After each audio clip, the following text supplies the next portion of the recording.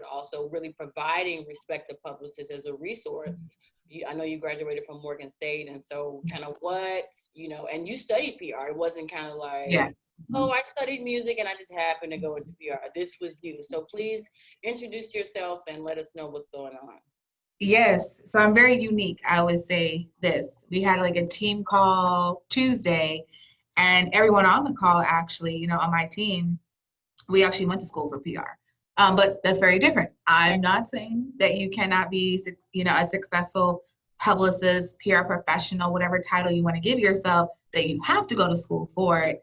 But I think it's nice if someone does, right? But you don't have to have that in order to be successful. So, name is Candice Nicole. I am the owner of Candice Nicole Public Relations. I've been a publicist for 13 years, and I've been operating CNPR full-time for 5 years. Also the creator of Respect the Publicist. I started that network because I wanted to create a space where publicists felt safe, right? Of where we could have healthy dialogue, where there wasn't any judgment, and it was just a different type of energy. I'll say that. That's what I wanted. I am not all about, page 6 or anything like that. Let's get in and get the work done, and let's share these resources and these tools as well, right? I'm traditional to a certain sense, but I understand the new school way about it. And I think it's because I did go to school for it. So I do know certain things, textbooks, certain things, or, I know about the Edward Bernays, you know what I mean? So I know about those individuals and about case studies, the importance of case studies, running campaigns and stuff with that knowledge. So I wanted to, create that with Respect the Publicist. There's journalists in there, folks that are, in branding, social media marketing as well, but it is heavily, like over 50% definitely publicists that are in there. And also I'm the creator of Women Who Hustle, which is a women's network. And I'm located in Charlotte, North Carolina now. Yeah, absolutely. So you spent some time in DC, is that right? Yeah, born and raised in that area. That's where I built the brand, with CNPR, right? And then basically, took that blueprint and brought it down to Charlotte. So a lot of people were like, it's like you didn't miss a beat. I'm like, no, all you need is Wi-Fi, right? Exactly. Remote work is, I think everybody is figuring out that you can work from home. You can do it effectively. You can do it efficiently. You don't have to be in an office. And I think it's, creating especially for Black people and Black women, people who don't have cars, people who have this limited idea of kind of what jobs are, I guess, even talking to older people, or, like in my mother's age, it's kind of like this idea of not going to a building is like foreign, so I think it opens up a lot of opportunities and a lot of possibilities for people looking for employment. So I want to talk about the role of the Black publicist specifically, because I know, especially like you said, creating a safe space for publicists and for people in the media, there are other groups that, don't necessarily have a lot of Black publicists. And I think this idea of a Black publicist, for me at least, or in the larger world, kind of went viral when Beyonce's publicist is Black. That jacket right all over the internet. So what do you think the role of a Black publicist is specifically? The role of it, I mean, we do the same work as anyone else, right? So I will say how I view that is the responsibility, more so. The responsibility of a Black publicist is heavy, very heavy. And it's because we are Black. And I will debate that down to the bone with somebody. We find ourselves having to do flips, cartwheels, whatever else, shimmy down the pole, and then run around the block 10 times to prove our value, right? Where someone referred you to me, let's say, for example, someone referred you to me for a reason. They probably even dropped a nugget, right? Before they referred you to me. And then I still have to do all of this, all this magic stuff to prove my worth, my value. But you were to have a conversation with Sally, and it's like, okay, yeah, this sounds great. So how much? Right. What? Did I miss something? I've seen stuff like that happen. I've been in situations like that of where someone, a Black individual, reached out to me. And this was like on their third time reaching out to me, okay? This is not the first time, not the second time. This is their third time. So, okay, what exactly do you think you can do? And I called them out on it. I said, look, if I was blonde-haired, blue-eyed, I said, you would not be asking me these questions. He's like, that's not true. I'm like, yes, it is. Like, you know me. Like, we've been, I'm like, this particular person, I'm like, you know me. You know my value. You know what I've done. You've been in the spaces where I've invited you and your friends in because I'm doing the event. You know what I mean? And so it's the responsibility of it is very heavy. And I don't know why. I think maybe now with everything that is going on, it's almost like people are realizing, oh my gosh, there's Black people out here. And they're really smart and they're really creative. Just be very honest with you, right? I was asked to speak at this university, big university. And, I asked her, how does she find, because it's a white professor that reached out to me. I was like, man, this is great. Where does she find me, right? I love talking at colleges and universities, but predominantly it's, HBCUs that I will speak at. But that's great because I'm a product of an HBCU. And so therefore, I want them to see me and see that it is possible, right? That you can major in PR, wherever you're majoring in, but you can be successful coming from an HBCU, because that's a whole other conversation right there. And she mentioned my LinkedIn page. Now, granted, I do not know if she was, looking for a Black PR professional to talk to her students, but she found me. She came across my page on LinkedIn. So, I think they're starting to recognize us and understand the value, but there's no difference. And I think that's also, it's like a hard pill to swallow. I'm pitching just like you're pitching, but let me tell you this, I do feel like publicists, we still, because I am in certain groups, I do pay for this certain program that I'm a part of each month. And let me tell you, of what these white women, white PR professionals are saying that they do on a monthly basis for a client, look now. It's almost like they list off 5-6 things or whatever is in their scope. I'm sorry, what? And all, the Black PR girls are like, wait a minute, and you can justify of why your retainer is $5,000 a month, like for doing that? Right. Yeah. Right? And there goes that gender pay gap again from every level. It's not just white man at the top. It's so many other insidious type of subconscious decisions that people do not want to admit that they make and don't want to confront necessarily. And it just flows into the way that you perceive people, their value, their work, and it trickles down. And that's why I believe Black women, especially Black women, I feel like we're like the low man on the totem pole according to society. Not in my mind, but the hard truth is what it is. Yeah. I think that, negotiation tactics, that needs to be taught in the home. That needs to be taught in school, not when you get to college, not when you get your first job. It needs to be, you need to have an innate worthiness that you believe you already have, so that when you do, somebody told me, this publicist that I knew before I was like, okay, this is what I'm going to do.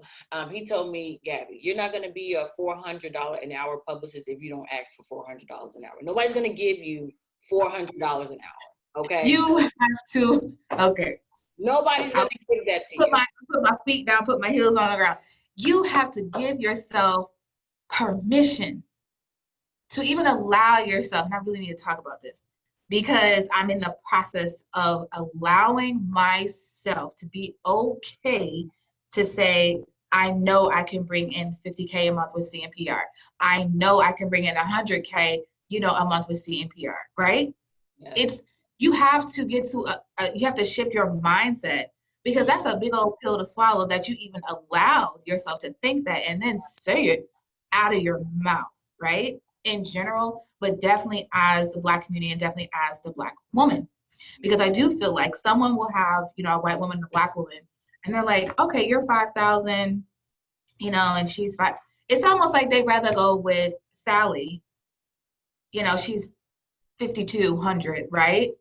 Then go with, 5,000, Black girl over here. I don't know why it's like that. And especially, say, for example, my years that I've been doing it, I had someone send me a message. She said, Candice, so when are you going to start charging $15,000 like a month? I was like, ma'am, huh? Like, but people are doing it. And as you know, it very much, just the amount of thinking that we do about clients and strategy. And see, and that's the thing that, folks who are tuning in, that you are wanting to insert yourself into looking to hire someone, publicist or like an agency to assist you, is that so much of what they do not see, that is actually what they question the most. Right. And I get it, but you're not here in the office when Ariel is here and we just bust out in a strategy session. What we will do. And we'll be sitting here for like 45 minutes just thinking about different things, to do for this one particular client, right? That, the years combined, but I've been doing this for 13 years. Like, I do know what I'm doing, but I also know it's a process. It is. It takes time. Do you know how many emails these producers get? I'm like, I don't think y'all understand. And we're not in a space of where it's like, you know what? We're just going to set up a time. We're going to fly out to New York. And then we're just going to tell people, okay, we're here from here to here. What do you guys want to do? Sometimes you can do that. Set up a quick, press rollout and stuff. We can't do that right now. So everything is virtual. You have new people that are now being inserted into the news cycle. You have scientists now. You have doctors. That usually may, not be too much involved in media, weighing in, like using their voice, right? But because of everything that's going on, they can weigh in on certain things, right? Absolutely. So your client who's an author, your client who, is a fashion designer, we really got to like peel back the layers and how we want to position these clients to be seen, because we're getting a flux. Mental health, yes. It's getting worse by months. Actually, it goes on, because they're like, wait a minute, I'm going to have to stay at home for the rest of the year. Wait a minute. So you have these individuals that are now being inserted. And so therefore, you're trying to maneuver through, this big old pool. But then anyone who's representing doctors, anyone who's representing mental health professionals, we got a whole other pool that we're trying to swim through. That's what we're dealing with right now at CNPR. Is, we have clients and they have great stories, but it's like, man, what we got to do for someone to open up the email? But it's a process.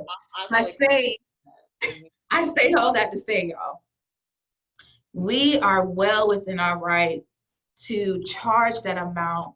And it's because of the strategy and how the work that we do, of how it's tedious. It's very tedious to where when you try to explain it to someone, they're like, here you go. Here you go. Yeah. I can't even think about that. So yeah, I could talk about that all day about, pricing and stuff like that. And, but it is what it is. I know, when you're starting out, and also you have to look at where you live, right? Someone who is in, St. Louis or where else, Milwaukee or something. Look at the average income of wherever. I understand not every, Jacksonville, Florida, wherever you may be, yeah, it's going to differ, right? So even being in Charlotte, no, it's not like I can think the retainer, me being based here, that is going to be similar to a retainer to a publicist who's in New York. Yeah. That rent looks a whole lot different. Absolutely. I appreciate you saying that. I think a lot of people need to hear that, and really just understanding, like, it's just like you said, it's just permission. Give yourself permission to dream. Give yourself permission to want what's everything. My friend told me, everything you want, you deserve. I was like, oh girl, let me write that one down. And it's not true. Because we get into our mind so much, and all of these other subconscious things about what society says we're supposed to be doing, how we're supposed to look, what we're supposed to do, act, say, be, all of that other stuff. So thank you for saying that. I want to talk about the Black Alumni Ball. I know that you are the girl for that. I have been following that for a while. Never got a chance to go. I just want to say that. Girl, I'm still hurting to this day. But, so what is that experience like, being at the head of the production? Because without you, nobody shows up, in my opinion. I won't take all that credit, because Jonathan, Denaz, Britt, Carson, love those guys. I absolutely love that client. Been with them like 5 years, and they're just wonderful. I'm the only female with them. And as far as, I guess, like logistics, even like leading up to it. So that's always great, right? You always need like one female in your crew, right? Who said that? It was in some line. But it's real. People who want all these guys have these great ideas. I'm like, do you have a girl that's involved? Because you at least need like one of them. But they are amazing to work with. There is nothing like the Black Alumni Ball. And I will say DC. It's a happy and sad thing for me to, think about in 2020. And it's because this is where we were going to go into 3 cities. We're going to go into Atlanta this year. Started in DC, then we introduced Charlotte, went over well. And this year, April 2020, was going to be Atlanta. And that just went downhill. And but there's nothing like it, to be in a space where it's about Black excellence, right? So you have, look, you Black and you graduated, you're Black alumni. That's basically, in a nutshell, that's what it is. So this is not an HBCU thing. This is not HBCU Black alumni, y'all. Right. People always, only for HBCU. I'm like, where do you see HBCU in it? It says Black Alumni Ball. Like, if you're a Black, you graduated, you're a Black alumni, right? But yeah, and so, but it was created because, as you know, there's like this disconnect of Black alumni that comes from an HBCU and comes from a PWI. Who got the Blacker experience? That was me. Right? So you went to a PWI? I did. Northern Illinois, so it's like, in DeKalb. Okay. So it's like, who got the Blacker experience? It's like, look, at the end of the day, no, really, that's what it is. And they're like, one of my best friends, she went to Ohio State. And she's like, no, she was like, we had plenty of Black people here. We had our Black Student Union. But then folks that went to HBCU was like, yeah, but it's still not like, and look, yes, there's going to be differences, okay? No one can ever touch an HBCU football game, the band. No, you're never going to get that at a PWI. You're not. Y'all have a great band too, but you're not going to get that over there, right? So there are some differences, but at the end of the day, let's celebrate that, we went to, with school, graduated, and granted, there's some people that do attend that, didn't even go to college, or maybe they went, for a couple of years, but majority are, are alumni. And let's just get under one roof and let's celebrate one another, so men are in their tuxes, women are in cocktail dresses and gowns. And so it's just nice to see. And like, especially, I'll be on the stage just like looking at, this crowd, this sea of folks. And I'm just like, wow, we're just so awesome. So it's definitely an experience. Yeah, for sure. That's awesome. So you've been working with them for 5 years. So that's quite a while, especially in PR, in my opinion. How do you think maintaining client relationships, especially in this climate? So I would say pre-COVID Yeah.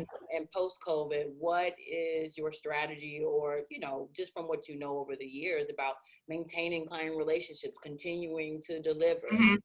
keeping it real? Ultimately, it's the client. It's the client, and that's what I've realized, because they are my longest, I would say, like, running, client that I'm with, like, every year we work together. And it's just because of the vision that they have, right? And they're the type of individuals that, no, we have a team and we're gonna, work with this team, and that's what it is. Not everyone operates in that space. People are like, no, I have this project, this is what I need, let's see what we can do, and that's it, right? But ultimately, you don't want to be in that space. You do want to look at this, that this is an investment, right? I know sometimes you do want to, punch it and really get some, quick visibility, or, try to, but really, again, those who are, tuning in that want to hire someone, really think about the longevity of it. Like, does this, I really want to grow, with this agency. I love when I can actually have clients, for 6 months or longer. That's what I want.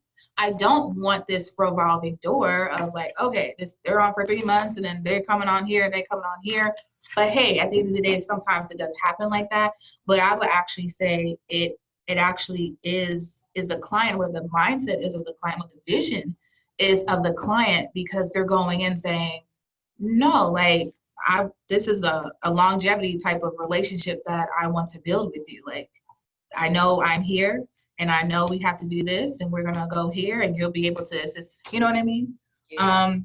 And I think with some situations, it just gets to the point of where it may kind of like run its course and they're good of where they are.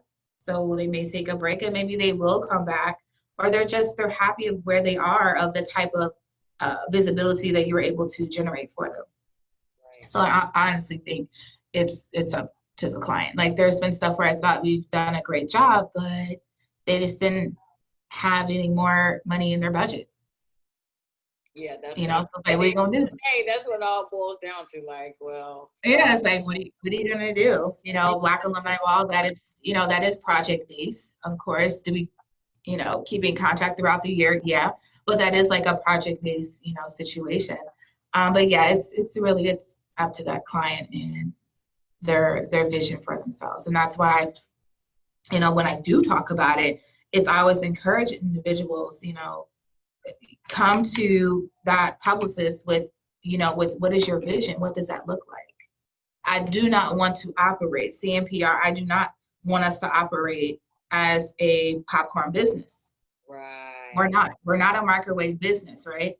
I want to work with the clients and I want to grow with the clients. Do you remember when we started, like, in July, and now you're doing this and you've implemented this? You see what I'm saying? Yeah. So you're able to actually see the growth. And if we were able to do that, tack on another 6 months, where are we going to be July 2021 with this account, right? Mm-hmm. But it's an investment. Yeah, and I think that strategy and that approach makes it better for the publicist as well, to say, hey, this is the value that I'm bringing. This is me justifying this $10,000 that I'm charging you every month. Because now you can understand, and I think that publicists have to do their own due diligence and believe in their skills and say, and understand this is a process, like you said. And it's not gonna be, you're not gonna be on BET tomorrow. You're not gonna be on Forbes tomorrow. But it may not happen even in 6 months. And even having this conversation right here. Yeah, October 1, yeah, I'm not gonna do any 3-month contracts. Because that's a stress. It's very stressful. It is. Because it's too much. Yeah. It's too much. Yeah. I'm glad we had this conversation. I'm not doing that anymore. And some people are like, well, then we're not the firm for them. You know, we're not the agency for them. Exactly. They can, you know, find someone else that can do like a project, or if you want to turn this into a project thing. But like people who want to retain, like, no, it's going to be like 6 months, because yes, you can have movement within 90 days, but to really be able to see some growth, some movement with the client, it's like in 6 months. And never running around within these 90 days like a chicken with our head cut off because so-and-so is not responding to us. I can't tell you how many times after a campaign has ended, and maybe on the 4th or 5th month, these media outlets are emailing me back. Insane. I know I'm not the only one who's been in the. I got an email from somebody I emailed in December. I said, the opportunity has passed and buried, and the Lord has already taken it away. December, you wasn't interested? Like, come on, seriously. But then, and I think the clients, they don't understand, and it's not their point. They're paying us to do the work. I get it, but there is this invisible shield of, you know, this glamorous career, and yes, it is, but that's like 1% of the actual what's really happening behind the scenes. Exactly, it is work. It is work. It really is. It truly is. I can't stand to see people like. Let me not say it. That's a whole other conversation. It's a whole other conversation. But what I will say is, what we do is work, y'all. Okay? We work. We strategize, and we work all the time. We research. People don't talk about the research that goes into it. I don't care if you have Muck Rack. I have Muck Rack now. You still have to go through. I can type in Black Enterprise, but I still need to go through and say, okay, so who's the right person that I need to be reaching out to, right? So I still need to go through. Lord, don't put in Yahoo, all these pages of all these people. So we still have to go in and research. Okay, this is their beat right here. Oh, well, maybe this is their beat too. It is research. And so all of that, the paying of a publicist, it goes into that. Because you got to think, either you're going to do that or you do hire somebody to do that. And a lot of the times people are like, I don't have time to do that. I'm like, yeah, because it's tedious. Yeah. You know what I mean? That's why you can hire me. Sometimes we're like, we need a break from this, right? Yeah. But it's very tedious. Absolutely. Speaking of breaks, so I want to focus on you as a human being without all the accolades and awards. So what does Candice Nicole do for her self-care in this George Floyd, Breonna Taylor, Ahmaud Arbery America? And what do you see yourself moving forward? Have you implemented any changes in your business, in your life? Because like you said, it's a lot of work. It's a lot of brain power for one. And so, to avoid burnout and to avoid really, so like I said before at the beginning, is so much trauma, just not at work, but when you turn on the news, when you read a newspaper, it's like somebody Black getting hurt or killed or something. So in the grander scheme of things, can you speak to kind of like your self-care practices, maybe something that you have implemented with your team, with your business? So definitely self-care that I've started really wanting to focus on, like, I guess during, we were at stay at home and everything, is, taking baths, ramping up, my workouts. However, sometimes when you're in like that busy season, it does become a challenge, and it's because I think a lot anyways, but then as a publicist, yeah, my brain is always like just going crazy, right? But naturally, I'm a thinker. But taking baths, ramping up on, workouts. I love to take naps. I believe in those. And like watching, I like to binge on TV shows. Yeah. So that's just fun for me to do, and try not to be in my phone when I'm, watching TV shows or something like that, because then I'm like, Candice, this defeats the purpose, right? I'm like putting on power, but then I'm like, oh, I'm like, girl, put the phone down, put it across the room or whatever. But those are my self-care. Of course, you know, I have my, okay, sorry. I was like, my screen went blank. It's because I went to sleep. But you still saw me and stuff? Okay. You know, of course, I get my nails done. That is a form of self-care. And I'll say this, y'all. Your form of self-care is your form of self-care. Because some people say, oh, getting your nails, that's not self-care or pedicure. Yeah, it is for me. Because I'm caring about myself. Like, I love my nails, you know, getting my nails, and it makes me feel good. I love my pedicures. My esthetician, I see her every month, you know, so I need to book my 90-minute with her, because it's like every 2 or 3 months I have my full 90-minute with her. That's my form of self-care. Ignoring text messages, that's a form of self-care. And it's okay, those text messages are going to be there tomorrow. And if it's a super emergency, they will send a smoke signal for you. They will email you. They will DM you probably on every, social media platform, or they will just text you again if it's like a super emergency. That is the space that I'm in right now. And it's because I'm in a very, right now, I'm in a very specific season in my business, right? And also my personal side. Because when you are growing a business, you have to tap into a different personal, just you, right? Especially if you're the face of it.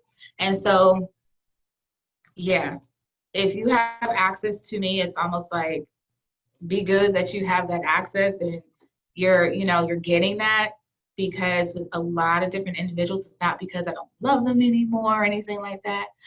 I don't have time to even focus on that right now.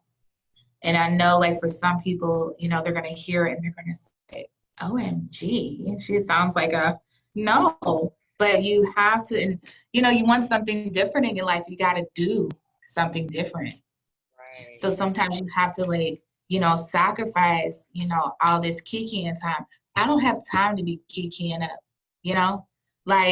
people, myself and my girlfriends, yeah, hey girl, how you doing? But we talking about business. Right. See, we're all in this, in this certain phase of okay, what were your numbers for, next month? What's this launch look like for you, right? Those are the type of conversations I'm having right now. No love lost with anyone else, but I'm such just in a specific place right now in this season. So I do have to ignore certain stuff or not even start conversations with people. I don't have the capacity. So that is a form of my self-care. Moving forward, with CNPR, I have the ultimate vision that I do have for the business. So fully into a full scale communications agency, basically. A one-stop shop. I wish there was another word for it. But basically you can come to us and we can get your branding together, your PR, your marketing, your social media, anything that you can think of that goes into really formulating and really creating a foundation for someone when they have their business. I want us to be able we have our photographers, maybe our vendors that we can suggest, our videographers, graphic designers. That's the vision that I do have for it. Industry wise, do I want to be a publicist in the next 10 years? Probably not. I think I would fully want to go into just consulting, right? And really understanding what the consulting or maybe some type of coaching may look like. But no, and I still want CNPR there. I've worked hard, growing this brand, but someone else, is going to be running it. And I want to get into the beauty industry. I spend a lot of money in the beauty industry, so it's why not get a piece of it? And also, I love film. So that's definitely something that I would love to get into, whether, I don't know if it's on the writing side or just, producing or directing, but I do want to but I do think I have great ideas just a Breaking story. news, everybody. Candice Nicole is going to be the next Tyler Perry. I mean, we storytell in PR, right? And I was telling stories in my head when I was a little girl, you know, that was kind of similar. Basically, it's almost like, you have the Babysitters Club and stuff like that. I used to make up characters in my head, you know, and of course, it's like I always got the cutest boy, you know. It was in my head, but I had these stories and stuff like that I would like, and I never wrote them down, but they were just in my head, and I used to tell these stories in my head when I was going to sleep. So yeah, I definitely would love to get more involved in the film industry. And I think any publicist that wants to pivot or, get into other industries, you're always going to have that unique value to yourself because you know how to tell stories. You know how to, right? So if you want to produce a movie, girl, you already know how to do the press release, how to come up with the pitch angles, how to pitch it, right? You already know. So it's like, OMG, like who wouldn't want us on their team or, because we do have this unique value to us. But yeah. Awesome. That's good for you. I love that. And I think it just goes to show that in this life you can do and be anybody that you want to be. And we get so caught up in these boxes and these, like I said, these expectations that it just doesn't matter. You can be and do whatever you want to be. You can break ties with whoever. I don't care if you've known them for 10 to 20 years, spouse, cousin, sister, daddy, whomever. Yep. Being able to have that anonymity and truly believing that you are unique and you are your own person is exactly how you reach whatever pinnacle in your life that you're supposed to reach, while your time on earth. This time is finite, it's not forever. And I think people get confused, when they, and I get it, some days you are low on the totem pole of energy and you don't always wake up on the enlightened side of the bed. But most days, I think it's important to just, for me, I meditate. And so that is my self-care practice. And really just tuning in with myself to make sure, that I'm not doing this just for the money. I'm doing this because this is something that I love to do. You know what I'm saying? I love seeing my clients get the publicity that they deserve because I believe in their product. I believe in their vision. I believe in their story. And I think that without that mindfulness aspect, you'll do anything for money. You'll do anything for $1. You'll do anything for anybody. And you continue to, just live just on autopilot and never really making a true decision. And then 10 years from now, I shoulda, coulda, woulda. No, you had an opportunity, you know what I'm saying, to decide what you wanted to do for your life, regardless of your parents or your family or your friends. And I think, you saying that you want to do film and everything else that you want to do, it's okay, and I think really need to hear that, and especially because you've been in the game for so long, people think like, okay, I spend so much time, I can't do nothing else with my life. And it's like, I'm like, you're crazy, like and also it's not like you can't say you don't have experience, like I've held red carpets for movie premieres. Okay, so I can say I've been like, in that space before. No, I have not actually sat at a writer's table. I haven't written a script, right? But I can learn how to do that. And so I think that's just a thing like you said, and also going back to about allowing yourself to think about, I can make this amount of money, allowing yourself to think that you can do whatever it is that you want to do.